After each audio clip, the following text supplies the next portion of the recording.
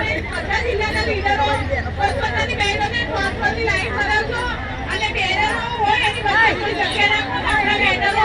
બધાને દેખાય ને બધા સુધી આવી